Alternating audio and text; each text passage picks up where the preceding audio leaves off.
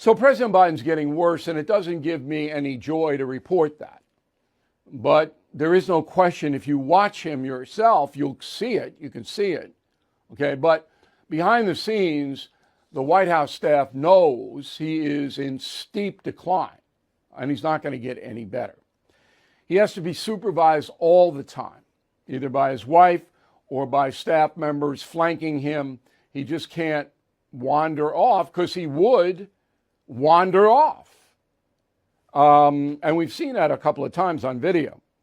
He cannot articulate thoughts without a teleprompter. He has to read. He can read and recite, but he cannot think and verbalize. And that's why he doesn't hold many press conferences. Now, this is a dangerous situation for America and for we the people.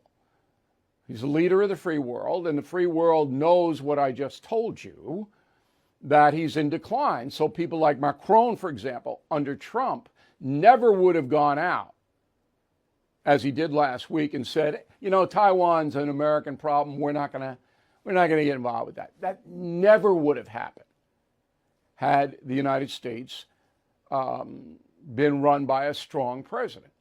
But Biden, you know, when they destroy a drone over international waters in the Black Sea and the president of the United States doesn't say anything to the Russians, not a word, and then 3 days later they decorate the pilots that destroyed the U.S. drone, and you get nothing? That's frightening. All right, so this is the subject of this evening's Talking Points memo. President's in Ireland, as you know, but there's no press access to him. I've never seen this.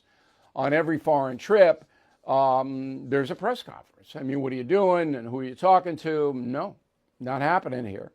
But maybe one of the reasons it's not happening is because Hunter Biden accompanied Joe Biden to Ireland. Now, if this isn't an in-your-face to the American public, I don't know what is. Remember, Hunter Biden is under a grand jury investigation in Delaware and scrutiny in the House of Representatives. So he gets on Air Force One, he goes over with his father, and he enjoys the week-long vacation in Ireland. Well, you would assume that if there was a press conference, that might come up. It might not, because of the docile White House press corps, but I think that's a reason. The press corps itself is the corporate masters, the people they work for, they root for Biden. Everybody knows that. There's no two sides to this story. Everybody knows that. But the press corps, the individuals themselves, are getting very frustrated, and they're taking it out on the White House spokesperson. Go. Is the administration trying to protect the president from our questions? Please answer Absolutely that question. not. Absolutely not. So why the lack of any interaction in a formal setting to have a press conference? I mean, the president takes shouted questions. I understand, John. I understand. Okay. I understand. I've dealt with this question about 3 times already. I understand. It is the job of you all to ask this question to me. Totally get that, and that's not a problem at all.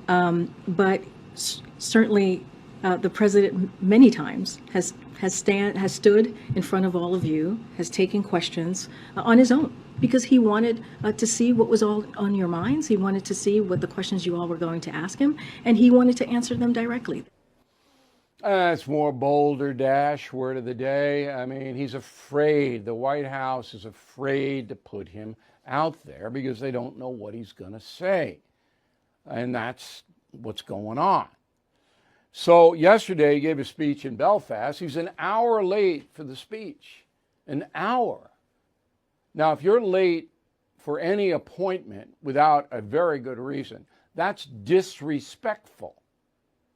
So if I have a date to meet somebody at a certain time and that person keeps me waiting for an hour and there's no emergency or anything like that, that's a sign of disrespect to me and to you if it happens to you.